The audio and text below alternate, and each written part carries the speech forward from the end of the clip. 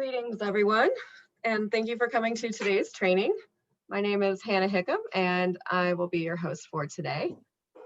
Before we get started, we have an announcement from Jane Stanzik. Let me just make her a co-host real quick so she can unmute herself.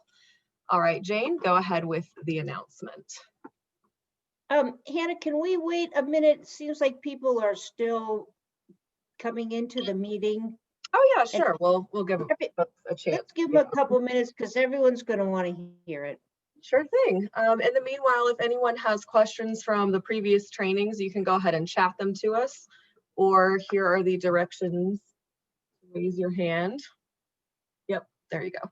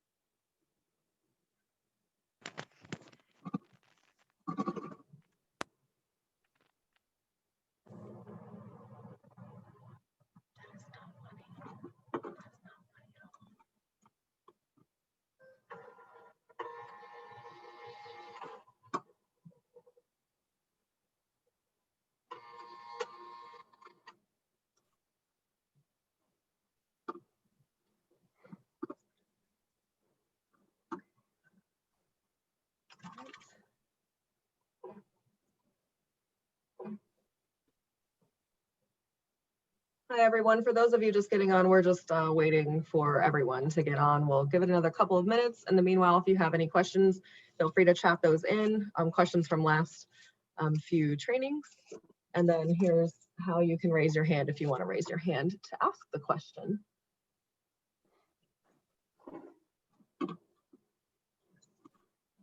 Let's see who else.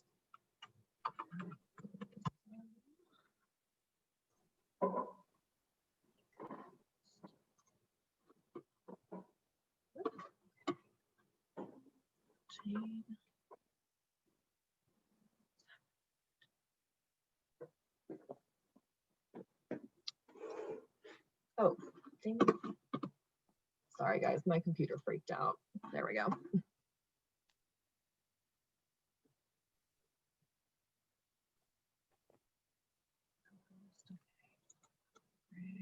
Well, Hannah, it looks like the participant number has stopped climbing. So I think we can start. All right, awesome. You can go ahead and start with the announcement that you have. So, good morning, everybody. I'm Jane Stanzik, the permitting manager at the commission. And the Form 2A, the revised Form 2A will be released today at noon or around noon. That's the announcement. And if you, like all of our form updates, if you're logged into eForm at the time it's released, you won't see the new version. So you'll need to log out of eForms, close your browser. It's always a good idea to clear your cache, your browsing history, all of that. Open a new browser and then log into eForms. And when you do that, after it's been released, you should see the new version of the Form 2A when you click on a 2A. As we described before, all the forms in draft will be converted to the new version. And of course, when you start a new form, it'll be the new revised mission change version of the Form 2A. So that's the announcement. Thanks, Hannah. Thank you, Jane. And let's start with the questions. I'm assuming we don't have any questions. I haven't seen anybody raise their hand, and I haven't seen anything in the chat. So let's just go straight on to the second item on our agenda, which is the facility closure guidance with John Axelson. John, you should be able to unmute yourself, and I will get you set up right now. Okay. Facility closure. All right, take it away. All right, good morning, everybody. So I'm John Axelson. I'm the East Environmental Supervisor. Going to discuss the new rule 911, which covers closure of oil and gas facilities. And I did want to mention that we've prepared a guidance document. So we have gotten quite a few questions since that was released. So I'm going to try to cover those for all of you today as we go through this presentation.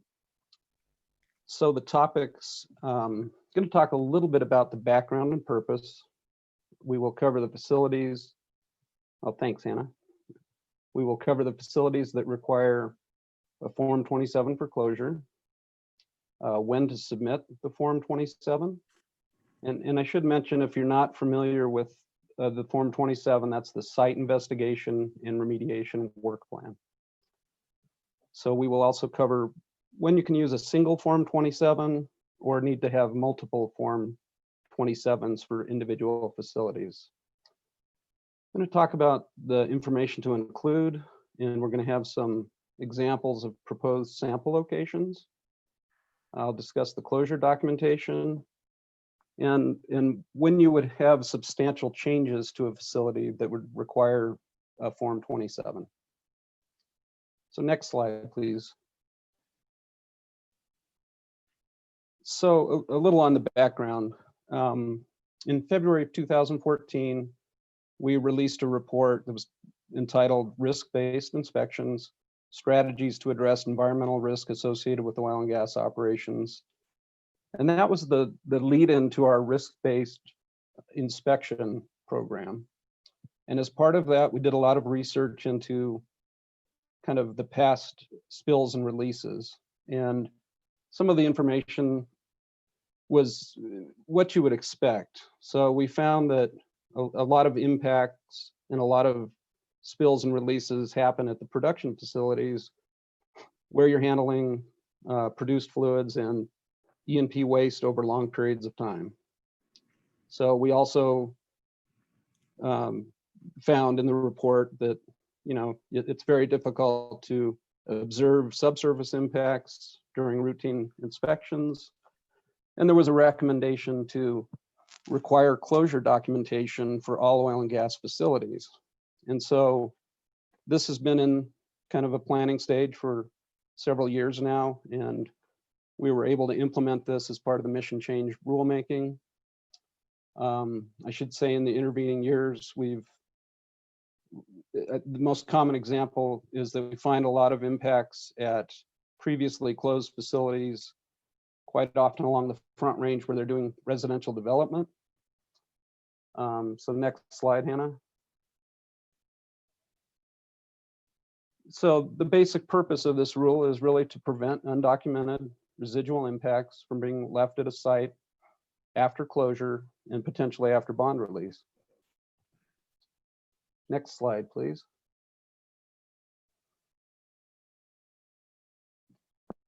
So the facilities that require a Form 27 for closure, and straight from the rule, all oil and gas facilities will be closed with an approved Form 27. So the definition of an oil and gas facility is the equipment or improvements used or installed in an oil and gas location for the exploration, production, withdrawal, treatment, or processing of crude oil, condensate, E&P waste, or gas. And so basically, any facility that's listed under the facility inquiry tool in the COGCC database requires a Form 27 for closure. And Rule 913C kind of goes hand in hand with 911A, and it specifies the type of operations and remediation that require the Form 27. So you can always reference that. Next slide, please. So this is from the website. If you go to our home page, you select data, and then COGCC database, you'll see a facility inquiry tool. And there's a drop-down menu for that tool that you can select just about any type of facility that COGCC regulates because they've either been permitted by us or registered with us. And there are a couple things in the drop down, such as a gas leak, that obviously wouldn't trigger the Form 27 at closure. Next slide, please. So when to submit a Form 27? In accordance with the rule, you need to get it submitted and have approval before you start with the closure activity. And so this is where we've received a number of questions because the rule went into effect on January 15th. We've had some operators who had approved Form 27s, for example, for a partially buried vessel removal. The Form 27 was already approved. They had already started work prior to the 15th, and they were also going to decommission the tank battery at the same time. So the guidance we provided to all of the operators is, in that case, we're not requesting a new Form 27. You can proceed with the work as planned. So where it changes is, in the same example, if you had the approved Form 27, but you had not started work before the 15th, we would want to see either an amended supplemental Form 27 to also cover the production facility, or you could submit a new standalone Form 27 for the production facility. And so there will be some situations here. If you have specific questions, you can ask today or contact your environmental protection specialist who covers the area where the facility exists. And I know timing is also very important. Some operators are doing a large number of facility closures. So when we get a Form 27, we'll do our best to always review it and get it turned around and approved within 30 days. And it generally happens much shorter. We're anticipating a lot of submittals, so please bear with us. And if you have emergency situations, I know on Friday last week, we had several operators contacting our environmental protection specialists saying, we need to get this approved so we can go to work on Monday. And I'd say generally that's very difficult for us to do. We did have folks that really did jump on those and try to get them reviewed so that we wouldn't hold up work in the field. And we're hoping as we move forward, those emergency situations will diminish, as people can plan in advance for these closures. So when do you want to submit a single Form 27 for each facility versus a Form 27 for a large multi-well facility, say?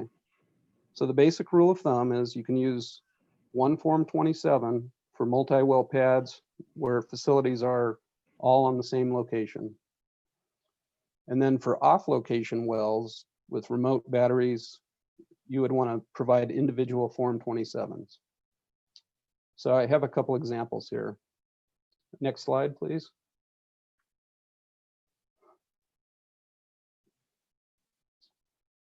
So here you see older conventional well, off location with a flow line going to the tank battery.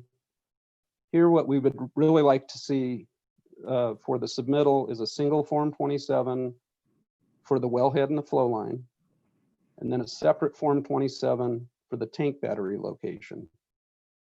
And you do have some flexibility here. So say you were going to plug the well out and do that investigation around the remaining casing and the cut and cap. You could submit a 27 for that, and then if the flow line was going to be abandoned for some reason at a later date, you could do a single 27 for the flow line and a single 27 for the tank battery. Next slide, please. And then here we have a larger multi-well pad where the production facility is co-located. So here you could actually do a single Form 27 for this entire location. if you were going to abandon all of those wells at the same time and decommission the facility. And when you do that, obviously you'd have to include each facility ID for the wellhead and the tank battery. Again, you have flexibility here. So if you're going to, say, plug out 2 wells on this pad, you could submit a Form 27 for those 2 wells and the flow lines, and then at a later date, after the facility needs to be closed, you could do additional wells at that time.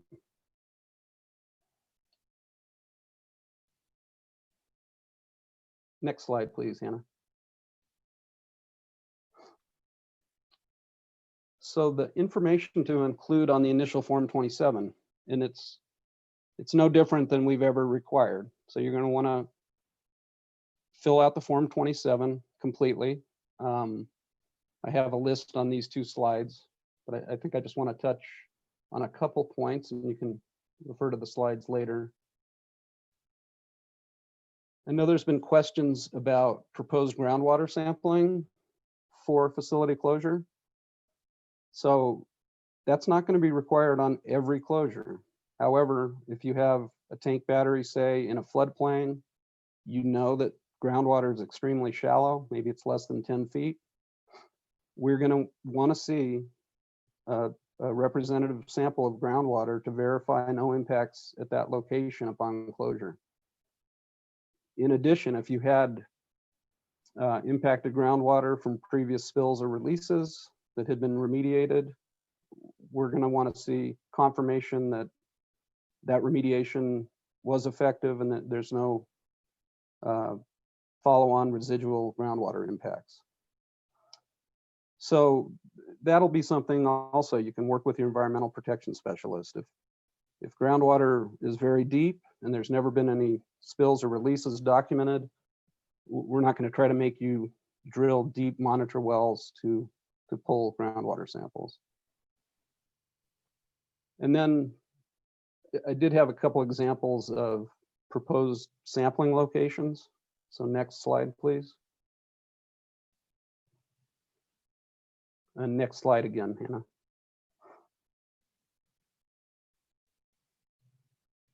So what we'd like to see in those initial Form 27s is where you actually are going to collect analytical samples, and in some cases, just do field screening. So in the guidance document, we've kind of indicated where we expect to see at least, 1 lab sample. So for example, when you remove an AST, we'd like to see at least 1 lab sample always from any areas that exhibit impacts, or as a default, you can sample from areas where subsurface piping comes up and connects to the AST, where there's loadout valves or access hatches at the base. And then in other areas, it is acceptable to just do field screening. And if you're excavating to uncouple piping and there's no field screening indications of impacts, there's no staining, you can take a picture, include that with your photo log, and we'll accept that in some of those locations in lieu of actual lab samples. So this location has a partially buried vessel.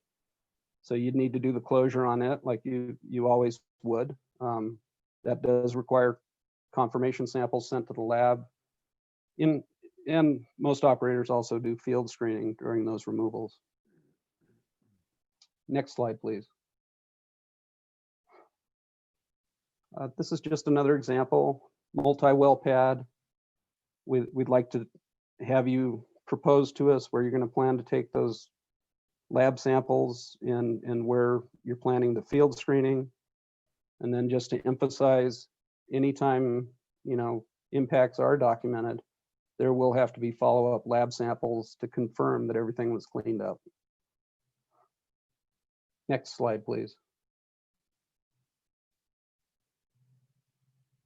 So for closure documentation, just like the initial, you're going to submit a supplemental Form 27 with the results of your investigation. We want to see the actual sample location diagram.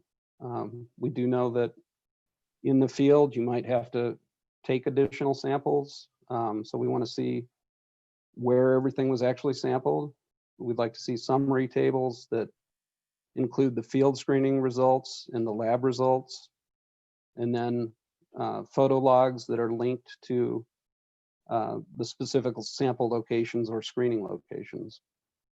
Another important aspect of the photo logs is when operators take pictures of specific pieces of equipment. So say, for example, you remove an AST from the battery, you take a picture of the tank, it demonstrates that there's no corrosion along the base or, leak points that are leaking. That really helps us have confidence that, there was no current spills from that tank. So those are good pieces of information to include with the photo log. In some cases, you'll have soil boring logs or monitor well construction logs, and we want to see the waste disposal documentation and a final reclamation plan, if applicable. Next slide, please. So as part of the guidance document, we prepared some facility closure checklists, and these are just for reference. You can use them as we've created them. You can make up your own checklist. You can have multiple logs for different things, but we do want to see some kind of a documentation from the field where when you're removing that equipment and doing the subsurface investigation, that you're documenting, soil conditions, just physical observations and field screening and those type of notes. So next slide, please, Hannah.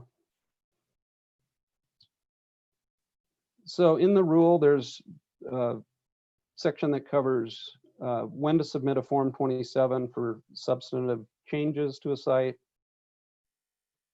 What we don't want to get into is having operators submit Form 27s for routine maintenance,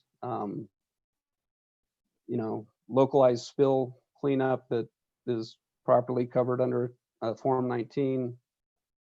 But say you are doing a complete upgrade of a tank battery, you're replacing it with all new equipment and piping, you would need to submit a Form 27 for that pre-existing facility closure.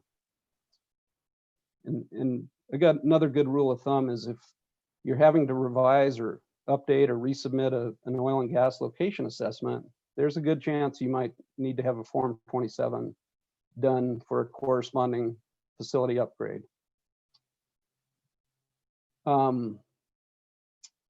So if you're removing several pieces of equipment at a large facility, you might need a 27. If you're replacing a flow line, you would need a 27. And if there's any doubt, please coordinate with your environmental protection specialist so we're on the same page before you start doing that work. I think that's my last slide. I know we had a number of questions, so I'll open it up to questions right now. All right, John, would you like me to read those aloud to you, or did you want to just read them in the chat and then you would read them? Sometimes Greg likes to just read them, but it's totally up to you how you want to do it. Sometimes Greg just jumps in at this point, and there we go. I think I will a little bit today as well.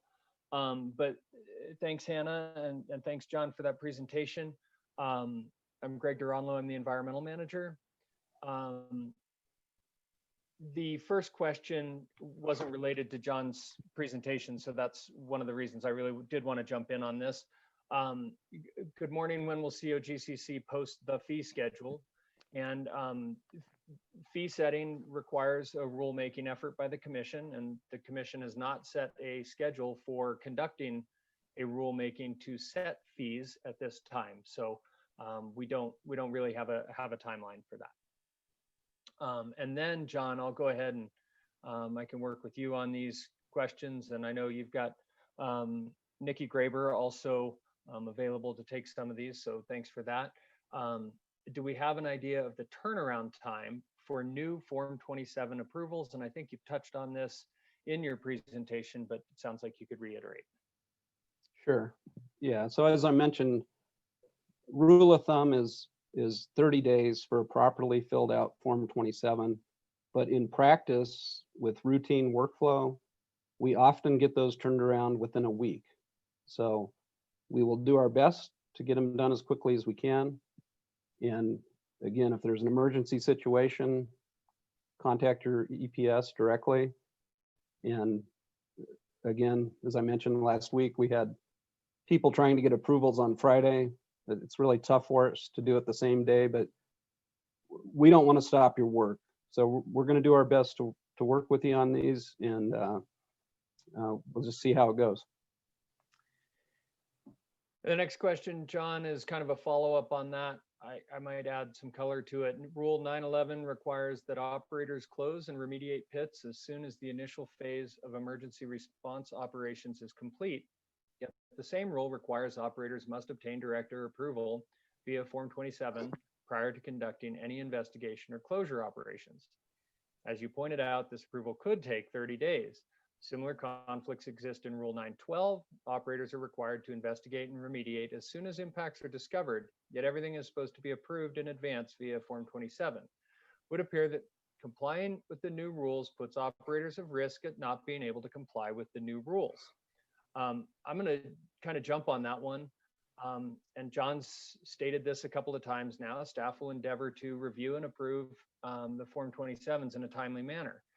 As it's been our current and previous practice, we do not intend for operators to not perform work necessary to protect public safety or the environment while they wait for COGCC to review and approve their plan.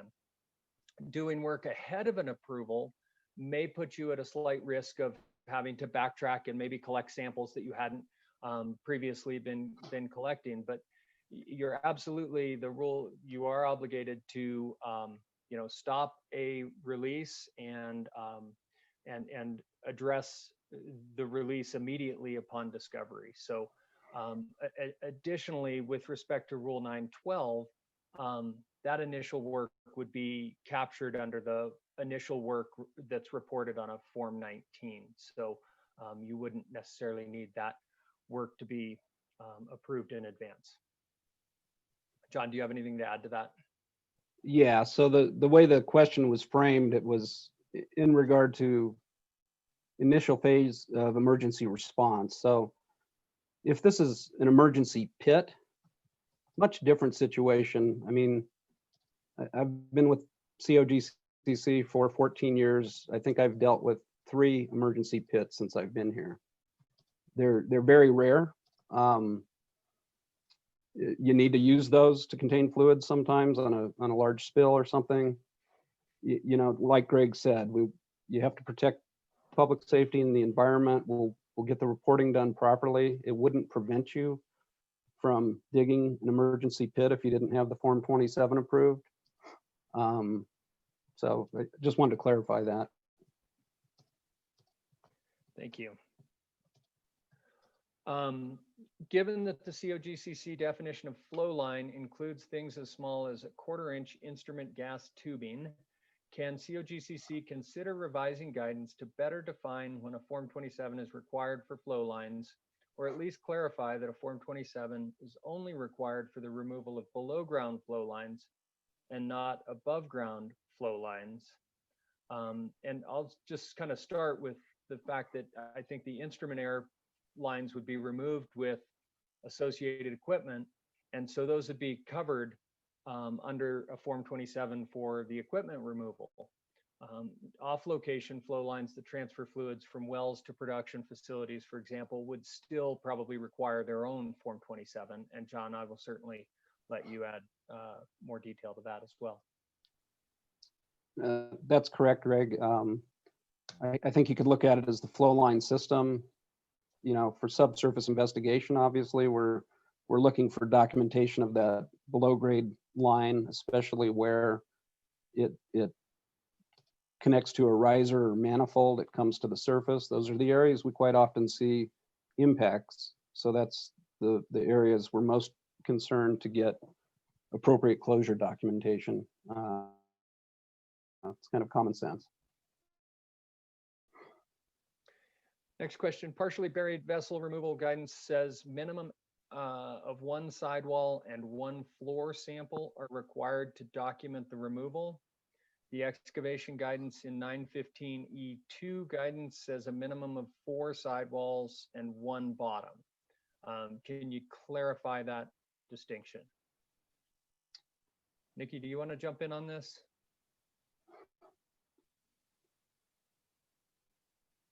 All right, I think I'm unmuted myself. So these are 2 separate guidance documents. 915E2 is for impact characterization. The produced water vault removal guidance assumes clean closure. So during clean closure, we're okay with having 1 sidewall and 1 floor. But if we are seeing impacts, we want 1 floor and all sidewalls to clear it correctly. And so to clarify, clean closure would be a partially buried vessel that comes out of the ground. It's visibly intact. There's no staining in the excavation or the removal area. There's no evidence that the tank was overfilled and spilled. And so your visual, olfactory, PID screening all indicate that there's no signs of a release there. Is that correct? Yes. Thanks. Regardless if groundwater is shallow, what if field screening do not represent a pathway exposure risk to groundwater? Why are we being requested to sample groundwater? Yeah, so in several occasions, we have seen production facilities where closure was done. It appeared to be clean. I mean, you can have situations where the current facilities where you're doing the investigation didn't indicate any impacts from surface or the shallow subsurface, but there might be impacts from historic operations that you're not aware of or that don't show up in the final facility closure. And we've seen sites where there is impacted groundwater, and we don't want to be left cleaning that up as the state's responsibility. So that's why we're asking in certain situations to characterize groundwater.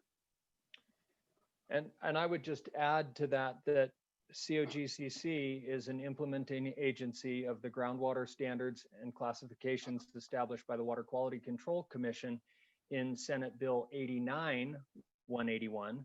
And as our, responsibility under that statute, we are responsible for the groundwater underneath oil and gas locations. So we do want to make sure that that is assessed and cleaned up if necessary by the oil and gas operator. Next question is, if an historic release is discovered during closure via activities covered by a Form 27 and a Form 19 submittal is required, can an operator request simultaneous and immediate resolutions of the historic spill on the Form 19 by indicating that work is continuing under a remediation project and providing the project number related to the Form 27 that led to the discovery of the release that required the Form 19? So, yeah, Greg, I'll just jump in there. That's our current practice.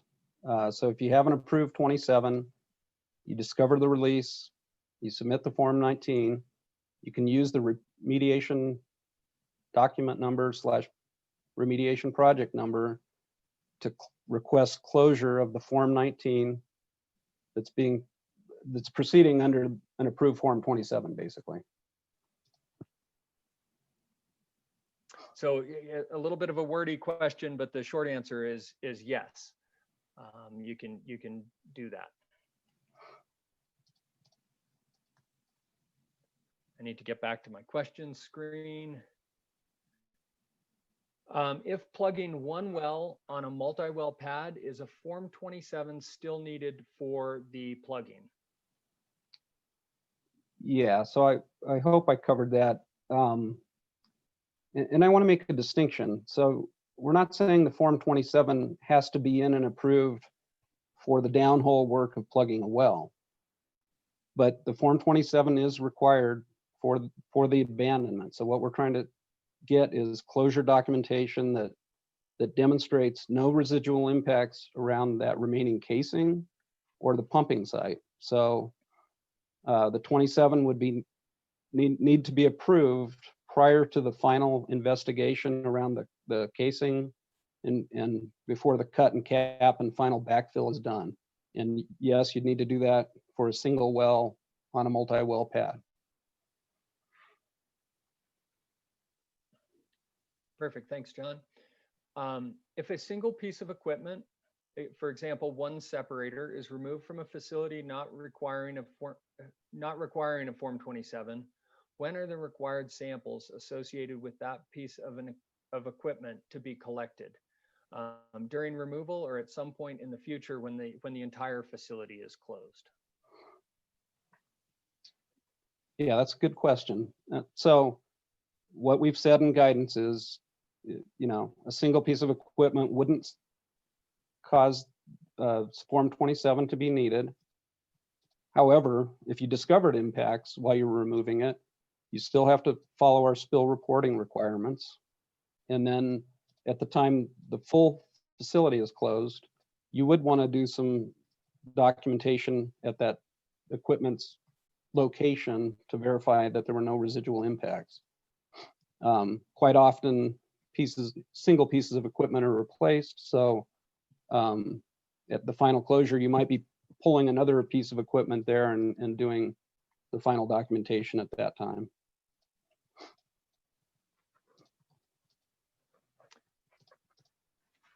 So I think that's why, also that would emphasize that facility record keeping is an important component of your operations to make sure, you're thinking when you close a facility. Let's see, when I pulled that piece of equipment a couple of years ago, I didn't have to submit anything. So I'm going to make sure I do that when I close the entire facility now. Per facility closure guidance, it references additional guidance documents, i.e. 911C pit closure, 915E2 soil sampling and analysis. It appears that these guidance documents have not been uploaded to the COGCC website. Do you have an idea when they will be available? And we are working hard on a lot of guidance documents that are not yet up on the website, but these ones are actually pretty high on our priority list because we recognize that they are necessary for closure operations. So keep your eyes out, and they'll get there once they've gone through adequate review and are ready to go. This question, I think, relates back to some discussion we had earlier about flow lines. Are you indicating that Form 27s are only required for removal of below ground flow lines?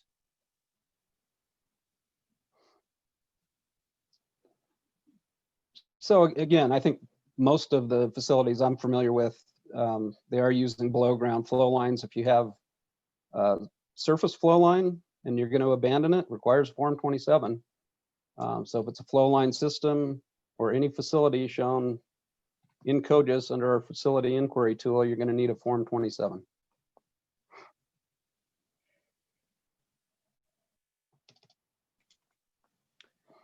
And let's see, to clarify, I guess we're following up on that question again. To clarify, my prior question only pertains to Form 27s as they pertain to flow lines, not other types of equipment.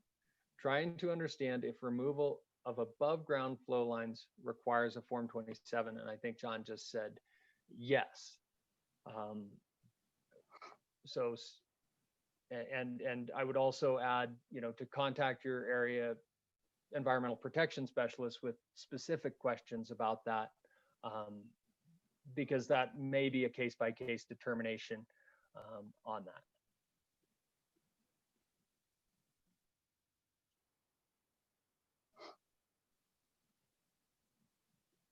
thank you for the questions. John, Nikki, don't go away because sometimes people will continue to think of questions as the next speaker is talking.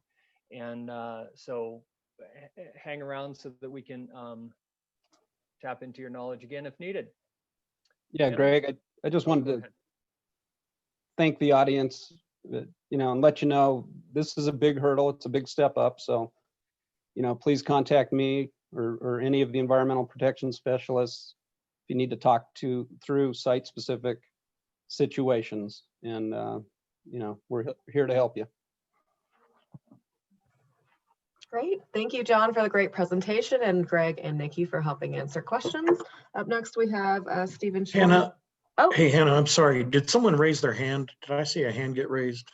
I don't currently see one, but if you want to raise your hand again, go ahead and do that real quick and we'll grab you. While you're doing that, I'm just gonna make the transition. And let's grab one more question on flow lines before we get away from that topic. And that's if our flow lines weren't required to be registered, do we have to file a Form 27? And your flow lines are equipment, whether they were registered or not. So I would say the answer to that is yes. Upon closure, those do need to be addressed with a Form 27. And sorry if I missed your hand being raised. Whoever you are, you can raise it again if you'd like, or you can just type into the chat.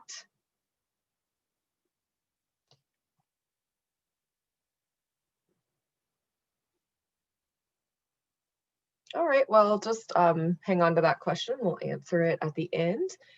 Sorry, I missed that. And next up is Stephen Shores and Sabrina Trask with the Form 2B Part 1.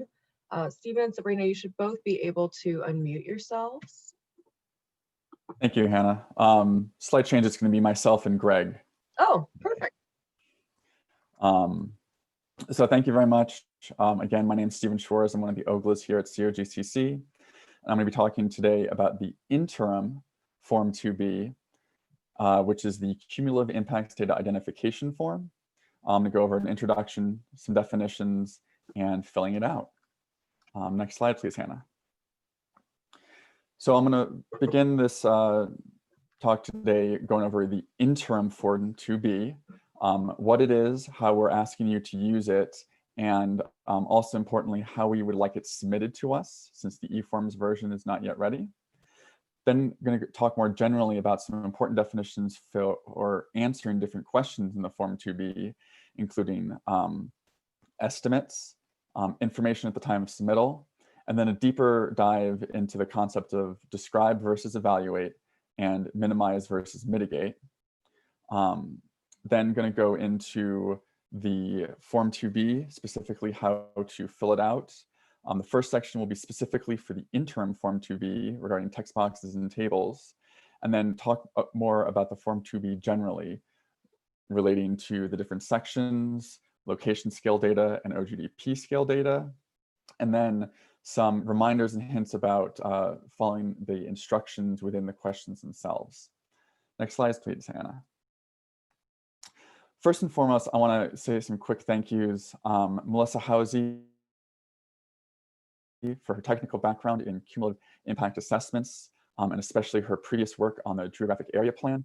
She was really integral to getting this project off the ground last spring and summer, so thank you to Melissa. I also want to thank Greg, John, Sabrina for their continued technical input as the questions and this form were developed, especially as this section of the rules were written and rewritten extensively throughout the rulemaking process. And then a thank you to our partners at CPW and CDPHE, particularly the folks over at the Air Pollution Control Division, who helped us develop questions that not only are in line with our rules, but are providing useful data that they can reference later on when they're getting data themselves. And as you can tell from this list, there was a lot of input that went into the formation of the Form 2B. So the way our system is set up for mission change questions, everything is being routed to a single person. So in the case of the 2B, that's myself. And as you can see from this list of thank yous, Some of those questions may need to be redirected by myself to multiple people, not only in COGCC, but to other people in different agencies to get the most complete answer to the question that's been asked. So I just ask for your patience, as it may take a couple days to get the most correct and complete answer to the question you've asked. So that next slide, please, Hannah. Okay, the interim Form 2B, what is it? Until the Form 2B is finished going through development, testing, and release in our eForm system, an interim Form 2B will be used. This interim Form 2B is a Microsoft Excel spreadsheet that is based off of the Form 2B checklist. And before you ask the question, the Form 2B checklist will be released closer to the Form 2B eForms release. So please be on the lookout for that. The spreadsheet for the interim Form 2B mirrors the layout and tabs as they will be in the eForms version of the Form 2B. In the following slides, I'm going to go over how exactly we want this spreadsheet to be used. Next slide, please, Hannah. Okay, so here we go. This is what the interim Form 2B looks like. As you can see pretty clearly, it's an Excel spreadsheet, and it is set up in a similar to the checklist style format that hopefully all of you are getting really familiar with. Let me quickly go over a few of these sections. The first column has the reference number. And what we're asking you to do is please cite the reference number and tab when asking questions. For example, I have a question about the Ogdp name.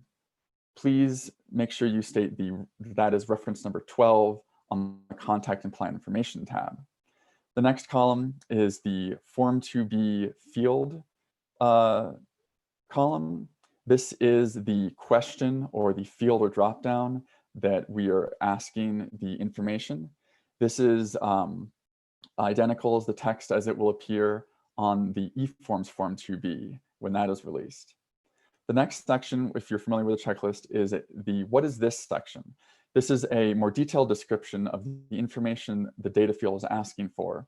And then finally, the operator answer column, pretty self-explanatory. This is where you, the operators, will be putting the answers to the different questions. Unless that answer is in a table, then fill out that table. And a little bit later into the presentation, I'll identify some areas where there's a table versus just the column of operator answer data fields. Next slide, please, Hannah. Also similar to how it's going to be in the eForms version, the tabs along the bottom of this Excel spreadsheet are similar to the layout of the tabs as they will be in the eForms version. In this next slide, I'm going to talk about one tab in particular that we're asking for some special instructions to be followed on. Next slide, please, Hannah. So for this oil and gas location number XX information tab, before you fill this tab out, we're asking that you make a copy of it for each location you are including in your Ogdp and this Form 2B. This is the only tab where we're asking you to do this. The information on this tab will be specific and filled out for every individual location that's part of the Ogdp. The other tabs are related to, have questions related to the Ogdp as a whole. Now I'm going to quickly go through how to create new tabs using this spreadsheet. Next slide, please, Hannah. So for copying the tab, you'll right-click on it. You'll select Move or Copy from the menu. There, this little menu will pop up. You'll select the Oil and Gas Location Information tab. You must check the box for Create a Copy. That's what the arrow is pointing to. If you don't check the box, it's not going to create the copy. So check the box and then click OK. Next slide, please, Hannah. This then creates another tab across the bottom for another copy of the Oil and Gas Location tab.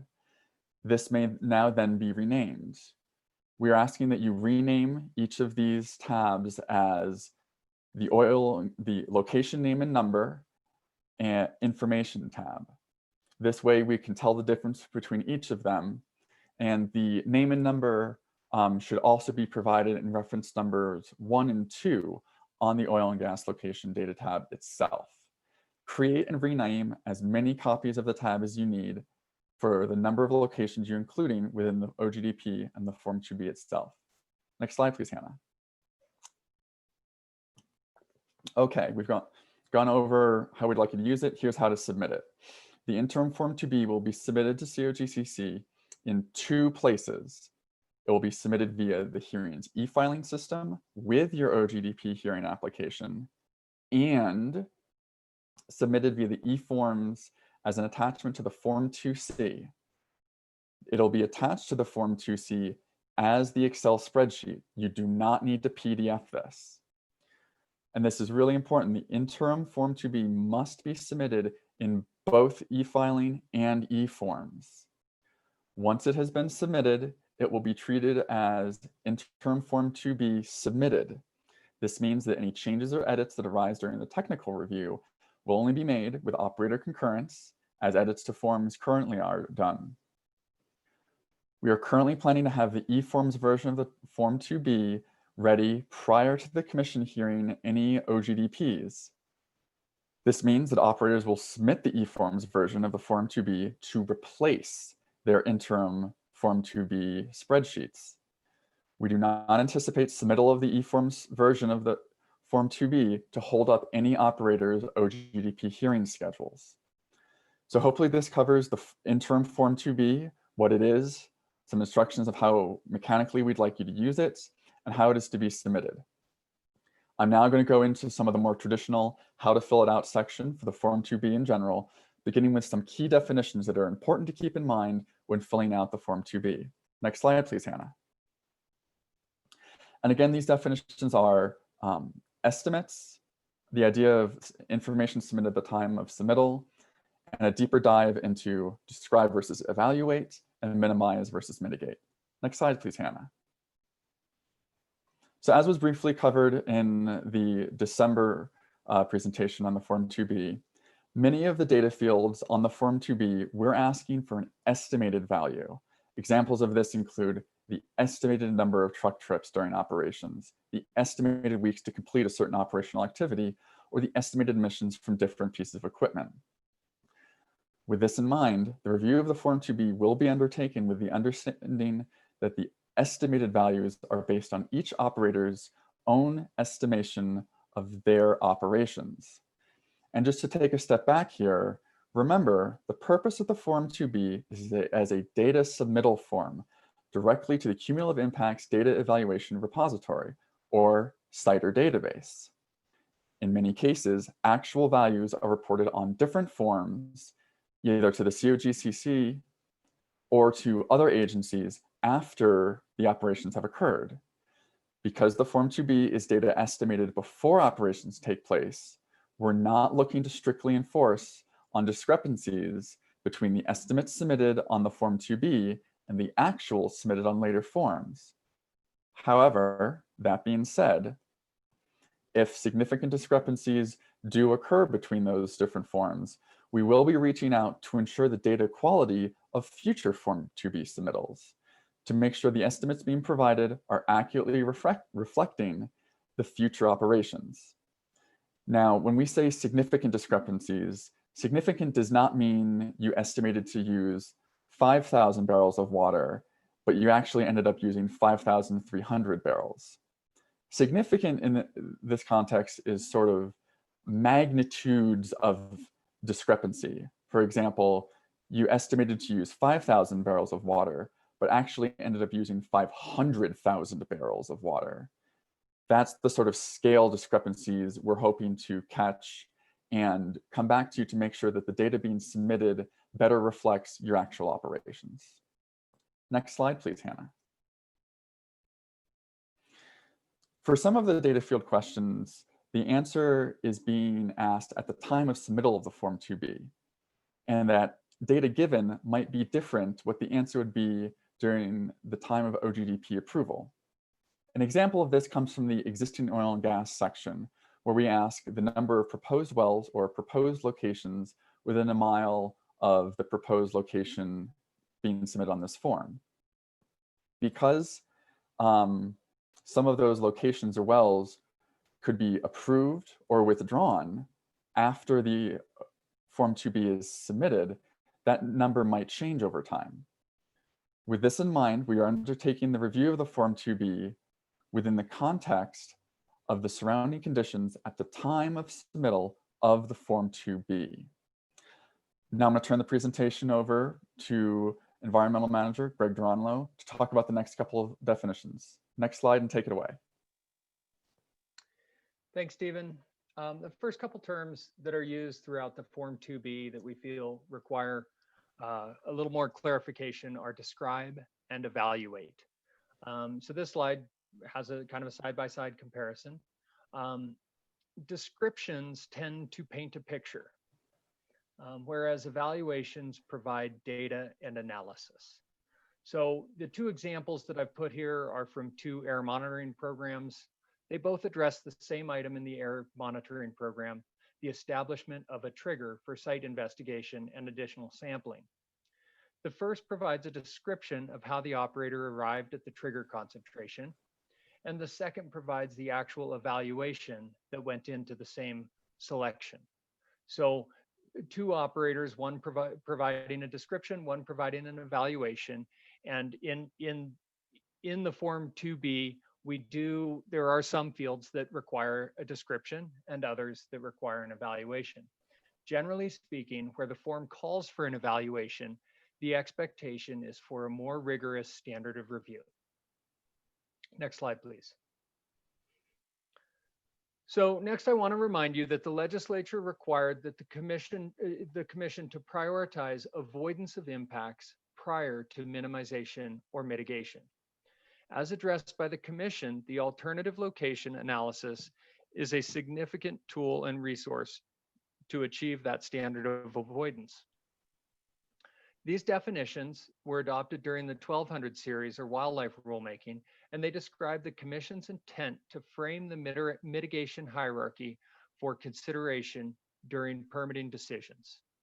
Although minimize adverse impacts is defined in the statute, the legislature was not clear in its intent for implementation because it used all three terms of the mitigation hierarchy in the statutory definition. The commission provided further clarity with these definitions, but in the next slide, I will try and boil down the differences specifically between minimize and mitigate to more granularity and to provide some practical examples. Next slide, please. The primary difference between minimize and mitigate is that minimization measures reduce the actual impacts, whereas mitigation measures reduce the effects of the impacts and may lessen the negative feelings about residual impacts. One way to look at that might be that minimization affects the source, minimization affects the source and mitigation affects the receptor. Minimization efforts may include engineering controls or operational modifications, and mitigation may include administrative controls or compensatory measures. Where minimization reduces the actual impacts, mitigation may offset the effects of the impacts. Here's a crude example. Avoiding noise impacts would be maybe to move an oil and gas location to the opposite ends of the proposed laterals so that noise from operations is not heard by a resident in their home. Minimization would be to use sound walls to dampen the noise signature, employ a quiet frac fleet, and construct the location with no permanent motors so the resident doesn't hear the operations inside their home with the TV on. But they may still hear operations when they are in bed or outside and all else is quiet. Mitigation would be to take those minimization efforts, but then also provide a white noise machine for the resident to help them sleep, or put them up in a hotel during the loudest times, or provide outdoor Bluetooth speakers so they can listen to music in their hot tub. But don't get me wrong, I'm not telling you that operators should buy people hot tubs, but merely offsetting those potential impacts so that there's no longer a nuisance there associated with the residual impacts. And I've provided a few other examples on the bottom of this slide of typical best management practices, and I've tried to classify them. There's obviously some gray area, And arguments could be made that some of these examples would fall on the other side of the line, and something that I've said in one example is a minimization effort could be looked at as a mitigation effort, or vice versa. For wildlife resources, it becomes more straightforward with the rules that we've adopted. Mitigation is a project or payment to offset direct or indirect impacts. All other measures that do not avoid but manage impacts are considered minimization. And you'll see that when you're selecting the wildlife BMPs on the modified Form 2A. So hopefully this discussion better frames what the Commission is trying to achieve as we implement our statutory mandate. And we'll be happy to take questions on that. And now back to you, Stephen. Thank you, Greg. Next slide, please, Hannah. Finally, we're going to wrap up the conversation today with how to fill out the Form 2B. This includes a discussion of the text boxes and tables on the interim Form 2B, and as well as a discussion on location versus OGDP scale data, which applies to both the eventual e-forms and the current interim Form 2B. And then following the instructions so that you're answering the questions accurately. And I'll go into what I mean about that a little bit later. Next slide, please, Hannah. So for the interim Form 2B, since it's in a Microsoft Excel format, there are two types of data fields. There's the text boxes, and then there will be data tables. For text boxes, which are exemplified here on the right, the answer we're looking for is going to be in multiple different forms. It could be a number, it could be a yes, no, it could be a narrative response that is a few words to several sentences. And some cases, we were asking that you may need to add additional rows, similar to how in eForms you add or remove rows. So this first example on the right from the oil and gas location information section asks questions for the estimated total number of weeks for certain activities. So in that case, there's just the operator answer text box next to it, which we'd be looking for a number. And then down here in the terrestrial and aquatic wildlife resources and ecosystems section, we're asking questions related to different high priority habitats within a mile of the location. Since there are blank rows here for up to 6, and there may be instances where there are more than 6, there's an additional instruction that says add rows as needed. Next slide, please, Hannah. The second type of data field is a data table. These will be located out to the right of the operator answer column. For these, we're looking specifically for numbers. And the layout of these tables reflects what will be in the under development eForms version of the Form 2B. An example comes from the Air Resources section. So on the left, you have the interim Form 2B, where it comes right from the Microsoft Excel spreadsheet. And on the right, you have what the layout will look like in the Form 2B in the eventual eForms version. You have the same layout with equipment and the emissions compounds being looked at in the different rows and columns. Next slide, please, Hannah. So different tabs ask for different types of data on the OGDP level or at the individual location level. Below, I've listed out the different tabs and the different scale of information that we're looking for. And please answer each tab's questions appropriately. So for the contact and plan information, this is going to be the contact and information for the whole OGDP. For the oil and gas location information section, remember this is the one that we're asking you to make a copy of for each location you have in your OGDP. Here, these questions are specific to the location itself, whether it's the disturbance of the location or distances we're asking you to measure from the edge of that individual location itself. The next tab is the OGDP scale data tab. Pretty self-explanatory. We're asking for the impacts or disturbances for all of the locations, or the OGDP scale.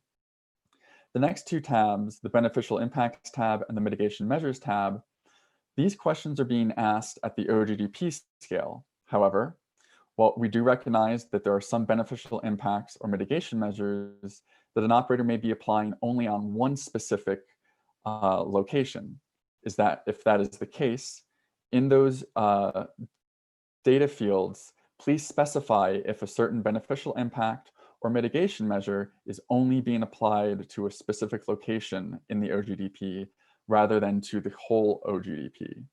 And finally, the Submit tab, as always, the comments there are for you to use. They can apply to either specific locations or to the OGDP as a whole. Next slide, please, Hannah. So here is just a reminder to pay careful attention to the Form 2B field column and the what is this column. The information being asked is very specific, and the questions may or may not necessarily flow from one into the next. An example comes from the Terrestrial and Aquatic Wildlife Resources and Ecosystems section on the Oil and Gas Location Information tab. Some questions ask about the location's disturbance and land use, while other questions ask about the surrounding land use. Please pay careful attention to what the questions are asking and make sure you're answering them accurately. The next slides, I'll briefly go into some of the location scale data questions, what we're looking for, and some possible sources of information on how to answer them. Next slide, please, Hannah. So in developing the Form 2B, for the individual location information, we have sections that were grouped by the topics of the questions being asked in them. Oil and gas location information is sort of the baseline questions. Water resources, terrestrial and aquatic wildlife resources and ecosystems, public welfare, air resources, public health, and existing oil and gas. These sections in bold, I'm going to go into a little bit more detail today, while the sections that are not bold will be covered at a later training. Next slide, please, Hannah. So for the oil and gas location information section, this is related to information for the location and the activities that are planned to take place on the location. So it starts with very simple information, the quarter section township range, as well as the number of wells planned for the location. It then moves into asking the operations duration for those wells or for other construction activities. This is the estimated number of weeks for construction, drilling, and completions, as well as the estimated months that the location is planned to be in the production stage of its life cycle. This section then goes and asks for qualitative evaluation. Again, here, as Greg was talking about, this is an evaluation, not a description, of the noise, light, and odor during the pre-production and production phases for the operations that were previously described. Next slide, please, Hannah. For the public welfare section, this is asking about people as the receptors for the different impacts. So we're asking for number of residential building units, number of non-school, non-child care center high occupancy building units. So this would be things like apartment buildings or commercial buildings, school facilities and child care centers at 2 different radii, 0 to 2,000 feet, which would be a sum of some of these answers from the Form 2A, as well as 2,000 feet out to a mile. If you look at the cumulative impact section for some of the noise, light, odors, and dust for the 400 series, for the cumulative impacts, the rule does state that we're looking for these to be assessed out to a mile. The next section talks about recreation and scenic value, and this is broken up into 3 different questions. The first is asking for a list of the state parks, state trust lands, or wildlife areas within a mile of the oil and gas location. And these are all individual layers on our COGCC maps tool. The next asks for all designated outdoor activity areas within a mile of the oil and gas location. Again, this is a layer on our COGCC maps tools. And a reminder that designated outdoor activity areas are created and assigned by order of the commission. So there's a very select number of these throughout the state of Colorado. So please do reference that COGCC maps layer. And then finally, a list of all mapped trails that support recreational activities within a mile of the oil and gas location. For this, we're recommending as a source for the information as the Colorado Trail Explorer, or COGCC website, which can be found at trails.colorado.gov. On this website, which was created by CPW in conjunction with other folks within the Colorado Division of Natural Resources, there is a measuring tool that you can use and determine what mapped trails exist within a mile of your proposed location. Next slide, please. And finally, the existing oil and gas section. For those of you who have looked at this section closely in the rules, a lot of this should seem very familiar. We're asking total number of oil and gas locations within a mile, as well as the total acreage disturbed during the construction of those active or proposed locations. For the acreage disturbed, we're asking for you to provide the source of your data, whether it was field observation, looking at the COGCC location files, the use of aerial photos, or provide information on what other source you used.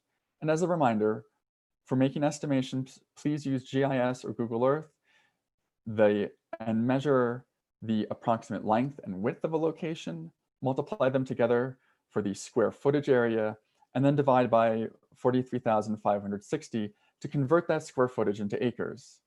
And the conversion factor is right there again. 1 acre is 43,560 square feet. Other information we're asking is the total number of oil and gas wells within a mile, as well as the total permitted capacity of on-location storage, number of pits and or tanks of active proposed locations. Since we know that not all operators build out their full tank batteries, we're also providing an additional data field that is optional, that is the existing storage. So for the permitted storage, we're asking that you look at our COGCC location files or the proposed in process Forms 2As. And for the existing storage, either field observation, aerial photos, or another source. Perhaps you would reach out to the different operators to find out what their current tank counts are. And again, for calculating the number of tanks into volumes, COGCC typically uses 500 barrels as a typical modern tank estimate volume, while for older locations, 350 barrels per tank might be a more reasonable number for these older locations. Next slide, please, Hannah. So that wraps up the Form 2B Part 1 presentation for today.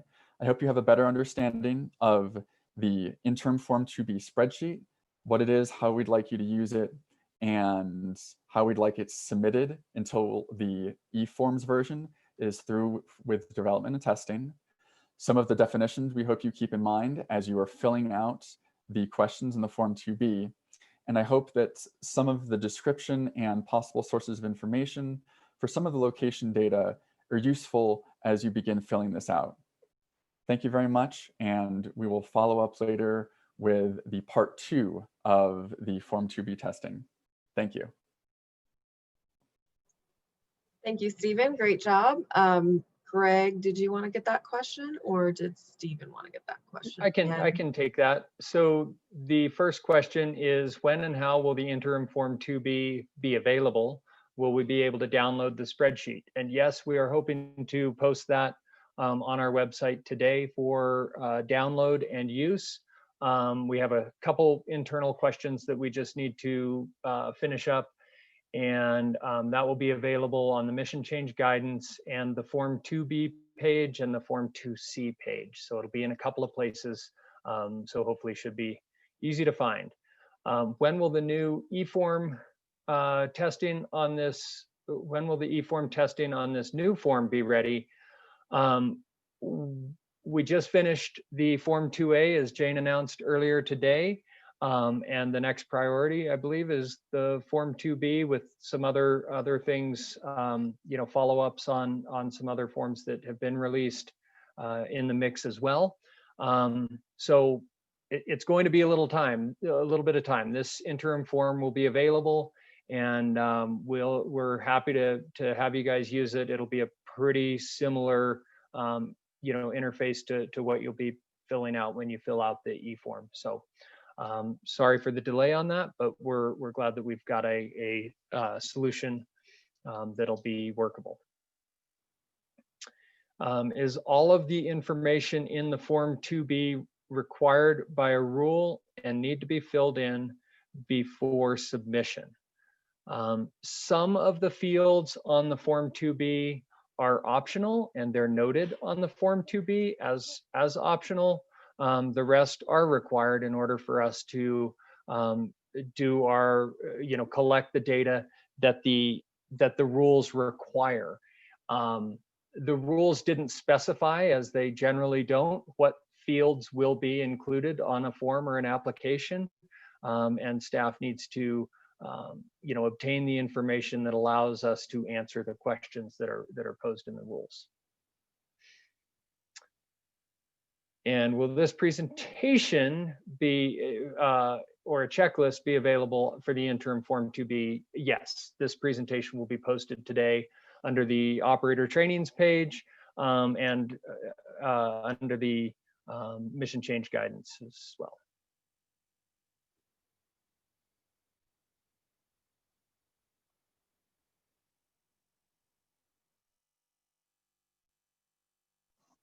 And it looks like that may be all, Hannah, for now. So looks like we can move on. Okay, great. Thank you. Thank you, everyone. Oh, What- Jane? Go ahead, Jane. So, Greg, I just got an email from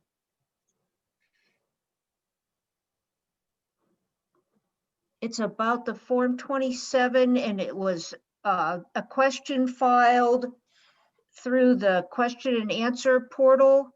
I'll just forward that to you, and maybe you can answer it after John's presentation.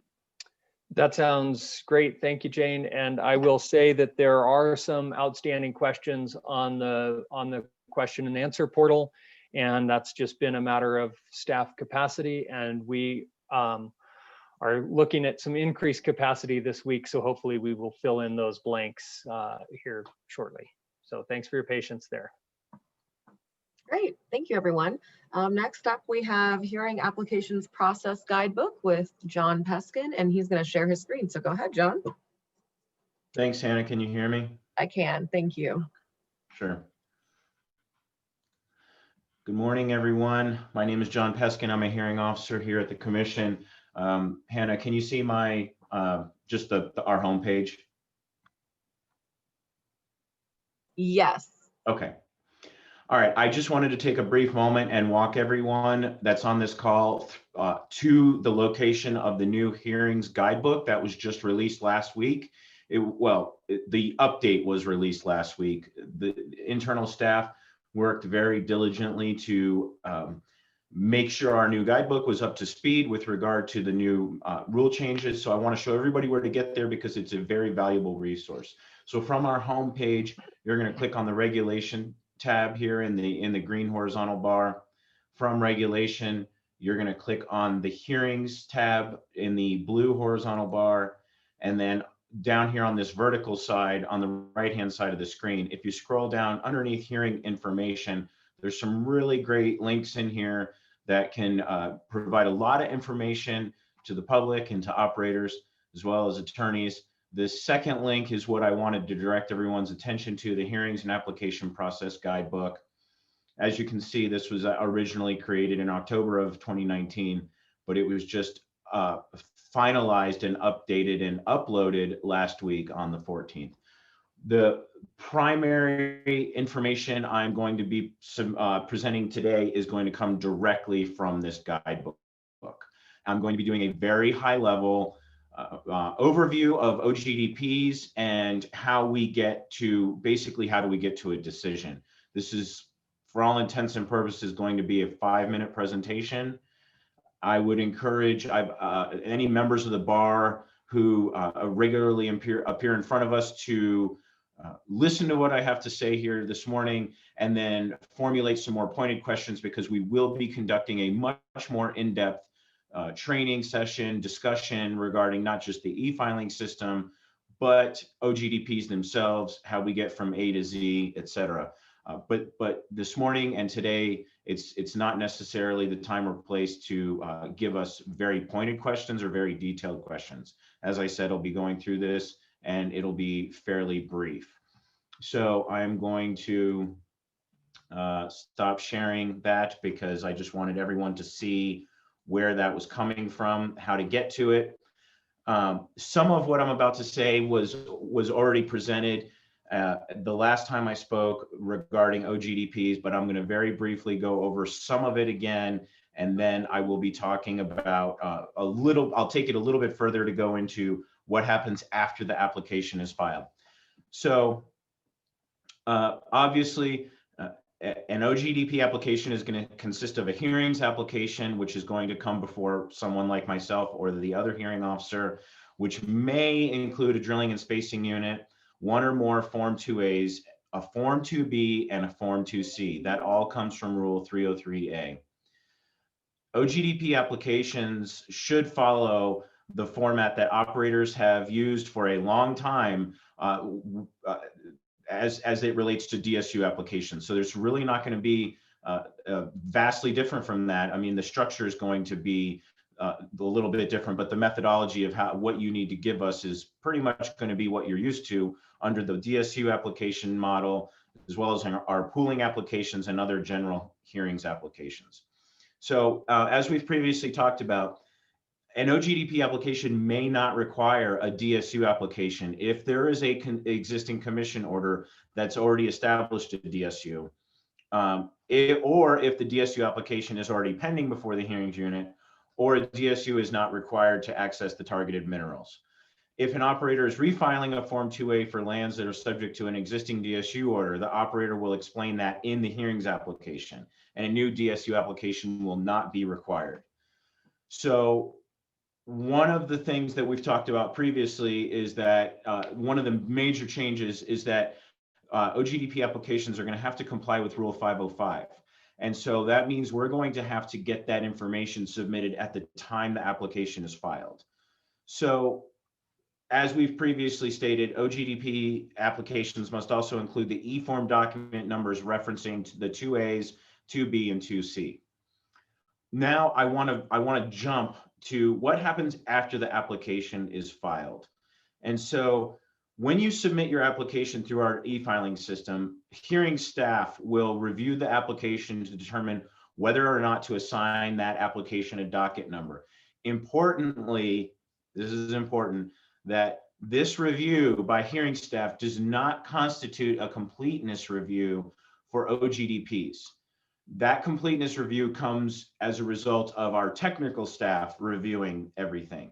And so just because an OGDP has gotten a docket number does not mean that anyone beyond hearings has looked at it. We're looking for basic rudimentary information. Have all the appropriate field forms been filled out? Have lands been identified? Have appropriate wells been listed? Those are the things we're looking for. Is the contact information there? This is really high level basic stuff. We're not looking at any engineering or OGLA or permitting type reviews at that point. Hearings is not anyway. So once the hearings review is conducted, the applicant will receive an email stating that here is your one of two things. Here's your docket number, or basically additional information is required before we can assign it a docket number. That's one of two things that's going to happen as a result of you submitting that application. Once there is a docket number, it will be assigned to a hearing officer for adjudication. And then we get into basically technical staff's review of that application. And this is something we have not previously discussed, at least in this format. As explained earlier, the COGCC consists of several work units, each of which is responsible for a facet of our regulatory system. So once we have that docket number, but before the matter is noticed for hearing, COGCC permitting, engineering, and OGLA staff will review that application. Permitting and engineering staff's review of an application will be in writing, and it will be submitted to the hearing officer through the e-filing system. Technical staff may have material or, well, I guess, and or non-material comments to an application. And for example, a material comment to a DSU application, which is potentially part of an OGDP may be that lands proposed to be spaced are already subject to an order, and the applicant has not addressed that in its application. Non-material comments could consist of things like typographical errors. So in considering and addressing these comments from technical staff, it's important to remember that operators need to communicate directly with technical staff and not with the hearing officer, because we have to remain neutral decision makers. Questions, concerns, or objections to staff's material comments are not properly made to the hearing officer. Rather, the applicant should correspond and work directly with staff. So and this is important, for OGDPs, hearing staff will not set a commission hearing date for an application before a completeness determination has been issued. That's how we're approaching these for now. And so once the matter is noticed for hearing, we have to then wait for the petition deadline to come and go. And so for the purposes of my discussion here, I want to basically take the easy route, which is to talk about what happens there when it's not contested. When it's contested, that's a whole other ball of wax, and that's a more in-depth training, more in-depth discussion. That's basically the closest we get to litigation within the commission. But for the purposes of this discussion, we're just talking about what happens when it's not contested. So again, it's important to remember that at the time an application is submitted, we must have your Rule 505 testimony. That is the departure from prior to this rule, our new rules taking effect on the 15th. In days past, we would get applications that sometimes would never have our testimony submitted. Back then, we called it Rule 511. Sometimes applications would never have testimony submitted. They would sit around for months and months and months, and then finally, we'd have an applicant say that they want to withdraw it. Now we're requiring that testimony is submitted at time of application. And we will not notice a matter before we receive that testimony, because that testimony is what constitutes our technical review. It's how technical review is accomplished. So technical review has happened. Everyone's okay. We noticed it for hearing. The petition deadline comes and goes. There's no petitioners. There's no objections to it. So that basically puts us on the uncontested route, and it means that we as hearing officers will continue to evaluate the application pursuant to Rule 508. The hearing officer will consider the sworn written testimony, and I will, or one of the other hearing officers, will prepare a written draft order if the application is found to comply with our rules, the act, and existing commission orders. The hearing officer will then prepare the written draft order on or prior to the noticed hearing date. The commission reviews each hearing officer's written draft order, and written draft orders in uncontested hearing matters will be placed on the commission's consent agenda for approval pursuant to Rule 519. Again, all of this comes from our Hearings and Applications Process Guidebook, which was again updated and uploaded to our website last week. I also want to send out a big thank you to Hearing Officer Elias Thomas, as well as Kyle Davenport and Joel over at the AG's office, who were Joel Minor, who were huge helps in getting this revised and updated, and we couldn't have done it without them.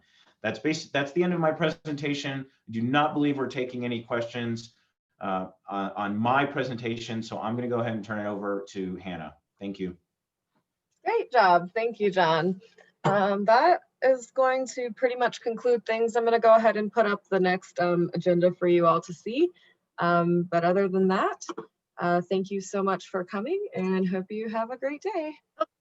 Hannah. Oh, go ahead. Sorry, Jane. Is there something else? Go ahead. Just a quick thing. So people ask, are these presentations going to be posted?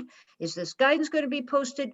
Our standard process, actually for years since we first started these operator meetings, is that, yes, everything we present is posted as soon as possible. Sometimes as someone's presenting, someone else says, uh-oh, that's not exactly right. So we update those before we post them. But typically our goal is to post them by the end of the day that they're presented. And Hannah's flying all around our website.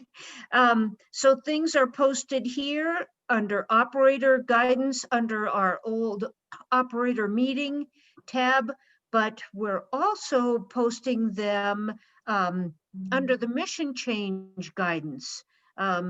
So, you know, we do our best to get them right out there as soon as we can. And we appreciate your patience. Thanks. Thanks, Jane. And then there was one more question tucked into the last question that we did answer regarding the timing of guidance document releases for like 2A exhibits. And we are working on those. Our first priority was getting the eForm 2A developed, tested, and ready to go. We will have a checklist for release along with that. And that checklist will come out later this week. It might not come out at noon with the Form 2A. And then we will be continuing our work on those guidance documents, but they do require peer review and they need to be right before we release them. So as soon as they're ready, they will be released. Thank you for your patience. Thanks, Jane. Thanks, Greg. Also, the email that I send everybody to invite them to the next meeting, which I'll hopefully be sending that out today after we get everything posted. That will also have some direct links to things like the past operator trainings, this training recording, etc. So take a look at that. There's a handful of links on there as well. And then with that, I believe this meeting is concluded. Thank you everyone so much for coming to the training and hope you have a wonderful day. Thank you, Hannah. Thanks, everybody.